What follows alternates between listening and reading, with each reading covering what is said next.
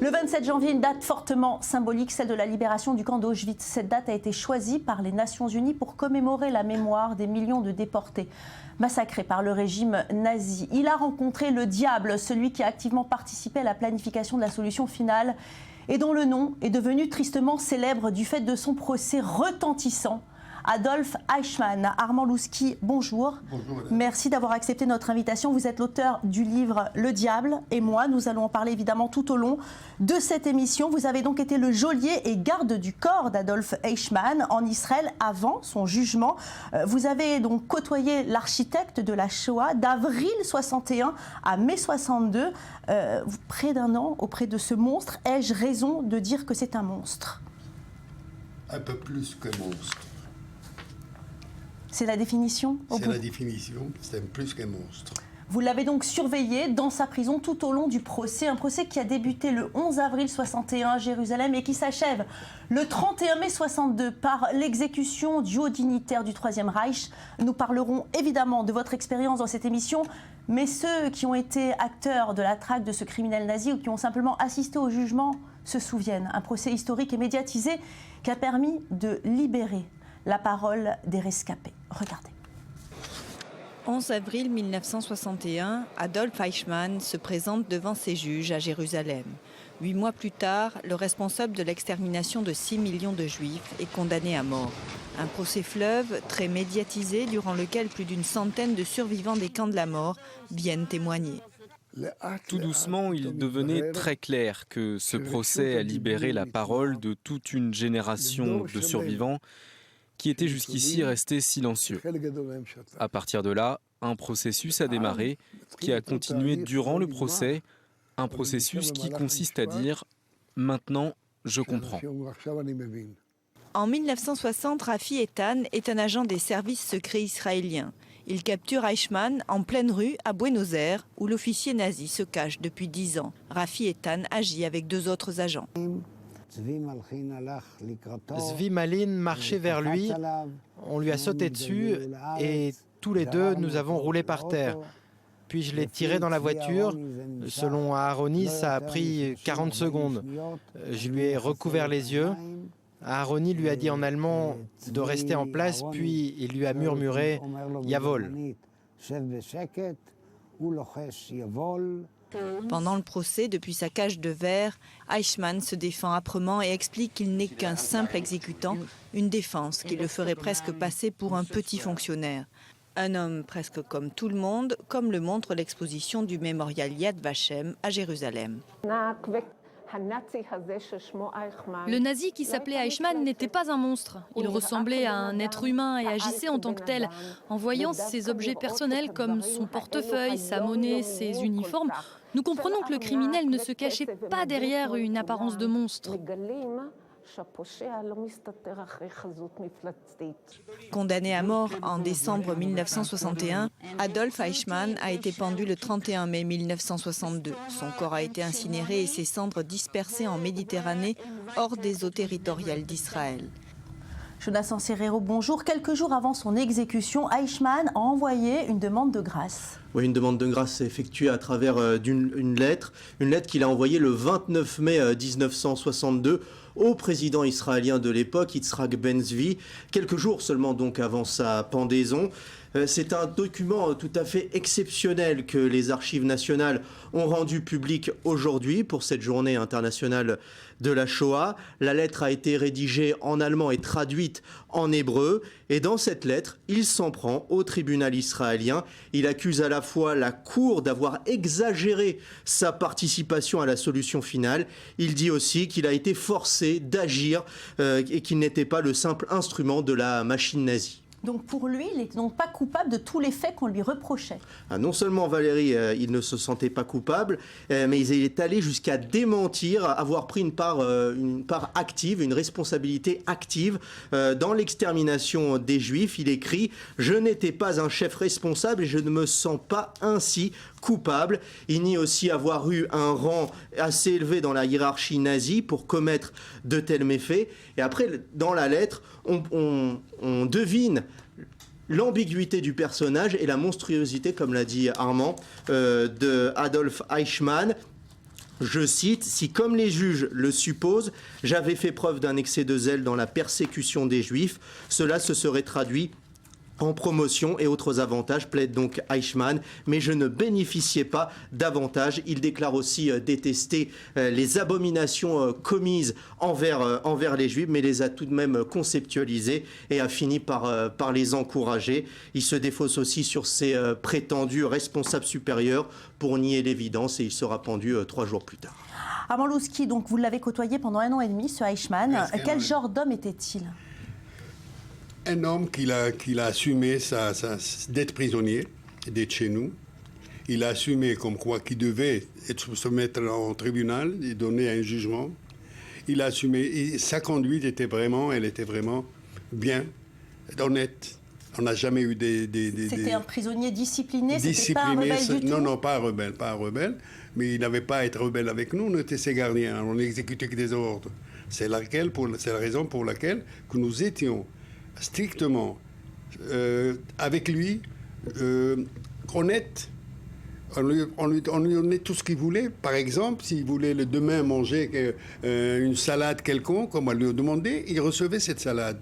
Mais pas tout ce qu'il voulait. On ne pouvait pas lui donner du caviar, par exemple. Mais des choses qu'il voulait nous demander, on lui donnait. Et puis, il écrivait beaucoup. Et les livres qu'il lisait, on lui choisissait les livres. Ce n'est pas des livres qu'il a choisis. Qu'est-ce qu'il écrivait, vous savez? Et c'est sa mémoire. Il a écrit jusqu'à la fin du procès, il a dû écrire au moins dans les 1780 pages, manuscritement. Alors, vous à lire après, on lui donne des livres qui s'étaient... D'abord, les livres, il y avait un psychologue qui suivait toute cette parade-là. On lui donnait des livres sur les poissons au nord, au pôle Nord, des choses comme ça, qui s'instruire. Mais pas des guerres, mais pas des livres politiquement, non. Mm-hmm. Alors vous, votre famille et vous-même, vous êtes originaire du Maroc, vous n'avez donc pas directement subi la Shoah. Est-ce que vous pensez que c'est pour ça que vous avez été choisi pour ce poste? Oui. Oui? Oui. Comment vous avez été choisi? Il y avait une commission des généraux. Nous ne savions pas pourquoi on a été choisi au départ. On passait, chacun il avait son petit record, à lui son passé. Et puis ils nous ont mis dans une chambre, on nous questionnait toutes les questions. Après ils nous ont dit passer dans cette chambre. Et puis la deuxième fois, on passait dans une autre chambre. Et quand on est arrivé dans une chambre, on était à peu près dans les 40 personnes. Mm-hmm. Et bien, le jour même, ils nous ont pris, mais on ne savait pas pourquoi on a été choisi. Alors c'était quoi votre fonction? Votre rôle, c'était quoi, Armand? Au départ, on était un parmi les autres. On n'était pas spécialement ce garde-corps, mais une fois qu'on a commencé à travailler, on nous a choisi. Toi, tu dois être spécialement pour lui, et rien que pour lui. Je vais vous donner un exemple. Pour bien le garder, il faut un coiffeur, par exemple. Quand un coiffeur venait pour le coiffer, il fallait lui donner pas n'importe quel coiffeur. Même s'il était policier, on devait être avec lui. Alors on lui donne le peine. Donc il n'était jamais seul? Jamais. En matière de sécurité, c'était quoi les implications? C'était pas un prisonnier comme les autres, on l'a bien compris. Hein. Ah non, c'était toute une prison pour un seul prisonnier. C'est-à-dire, ils avaient fermé la prison? Tout un bâtiment pour un seul prisonnier. Et tout ce bâtiment avec un seul prisonnier, il y a plus que 400 personnes qui le surveillaient. Vous parliez avec lui? Il vous disait des choses? Je parlais avec lui des choses. De quoi vous parliez, par exemple? On parlait des choses qu'il voulait. Par exemple, il voulait quelque chose, il a fait le froid le soir, il voulait une couverture de plus, je ne sais pas moi, des chaussettes ou n'importe quoi. Alors, c'est là, mais on ne rentrait pas avec lui dans le fond. Dans le fond. Si jamais il m'aurait demandé à moi ou à un autre, est-ce que demain va être l'investigation, elle va être comme ci ou comme ça, on disait non, on ne se mêlait pas. Est-ce qu'il y avait des échanges personnels? Des échanges personnels, bien sûr. Il fait chaud, il fait froid. Vous avez vu, qu'est-ce qu'il y a? Pourquoi on avait passé? Il faisait des booms. On n'était pas loin de l'armée de l'air, pas loin de chez nous. Il y avait qui faisaient des booms. Ils demandaient qu'est-ce que c'est ça? On lui demandait d'où ça vient. Même la galette à Pessah, il a mangé, alors, comme nous. J'ai des photos dans mon livre. La première fois qu'on lui a donné une galette, ça l'a surpris. Jonathan? Pourquoi avez-vous été choisi? Pourquoi vous? Oh, moi j'ai été choisi parce que, pourquoi moi? Nous étions presque 250 personnes. D'abord, notre passé, dans l'information de la police elle-même.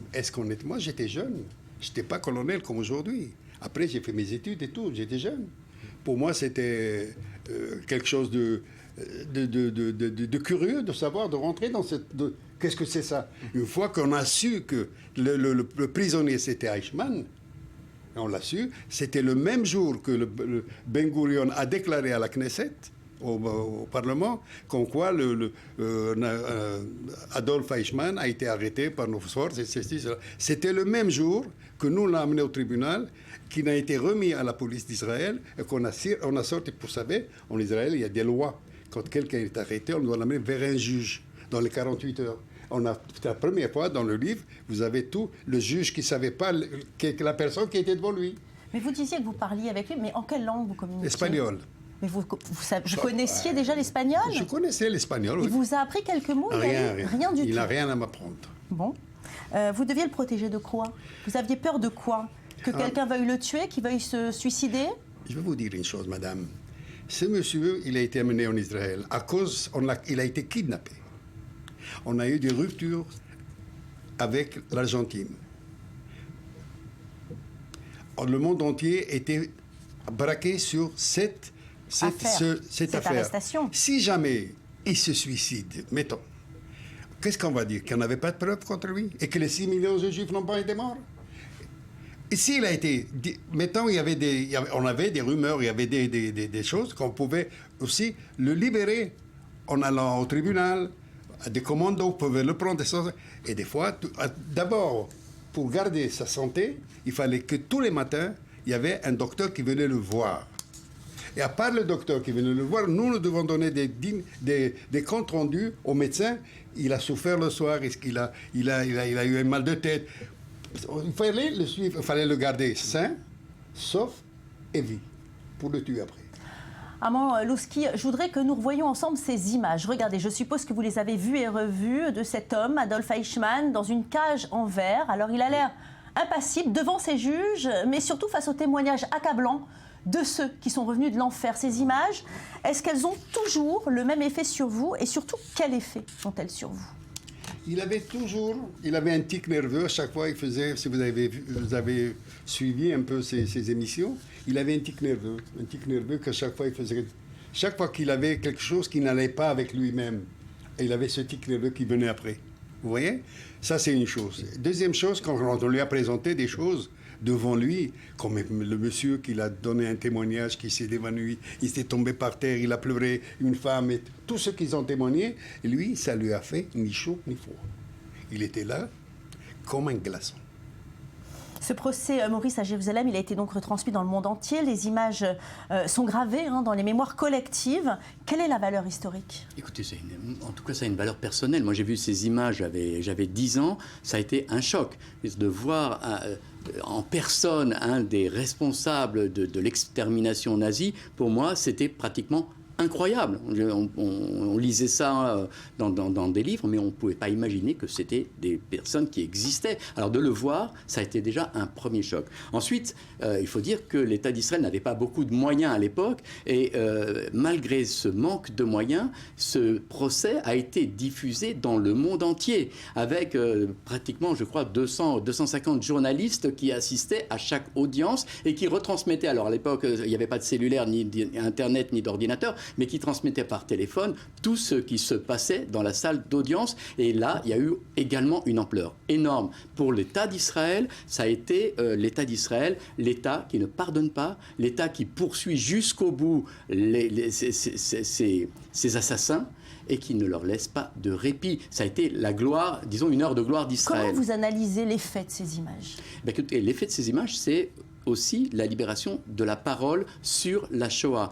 D'abord, il faut comprendre qu'à cette époque-là, dans les années 60, les rescapés qui étaient venus s'installer en Israël n'avaient pas une image remarquable. Ils avaient un peu honte. Et les Israéliens les regardaient comme des gens, finalement, qui n'ont pas su se défendre, qui n'ont pas su se battre. Donc leur statut était un statut un peu en retrait, souvent discret.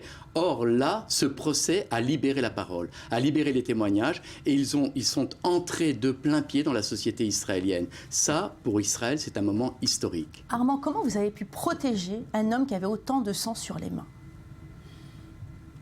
Vous savez, nous, On est des militaires, on est des policiers. On doit respecter, on est des disciplines. Mon but, c'était de le protéger. Mais votre famille, elle savait que vous faisiez ce travail. Et elle ne vous disait pas, mais comment vous faites, comment tu fais? C'est ça le mal de notre métier. Des fois, on fait des choses qu'on ne veut pas les faire. Mais on doit les faire. Il n'y a pas un autre qui doit le faire à notre place. On doit le garder, on doit l'apporter en bonne santé, au tribunal, donner son jugement, et puis après, le véridique qui sera comment il sera.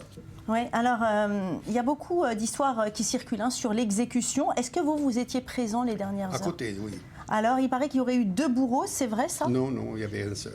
Ça, c'est faux. Et comment il était les dernières heures? Nerveux? Vous le sentiez un peu plus nerveux? Bien sûr, monsieur, quelqu'un qui va aller mourir. Je vais vous donner une anecdote. Le jour qu'il a eu il a été refusé son appel au tribunal de l'ordre d'instance, il lisait un livre sur le pôle Nord. Quand il finissait de lire un livre, la dernière page, il a plié. Il l'a laissé sur le lit. Et puis quand il a eu ce jugement, c'est le dernier jugement, on lui a dit « tu vas être pendu jusqu'à ta mort ». Il est monté avec nous, on l'a fait monter dans sa chambre, il a pris le même livre, la même page, il a continué à lire. Et après, vous l'avez accompagné jusqu'à la... Non, après, on l'a donné à la prison. Et puis, il y a un autre processus. Il fallait qu'il demande la grâce du président de la République, le président d'Israël. Il n'a pas eu cette grâce, il a été condamné. Et alors, ces derniers instants, vous étiez là? Oui. On m'a toujours convoqué, même si ce n'était pas chez nous. C'était dans les prisons. Ces cendres, elles ont été dispersées en dehors des eaux territoriales. Oui, pourquoi? Parce qu'il ne faut pas qu'il devienne un endroit où il faut pèleriner. Parce que c'est un nazi, c'est quelqu'un de héros, c'est les nazis. Il ne faut pas l'enterrer. Il faut le mettre hors du territoire israélien.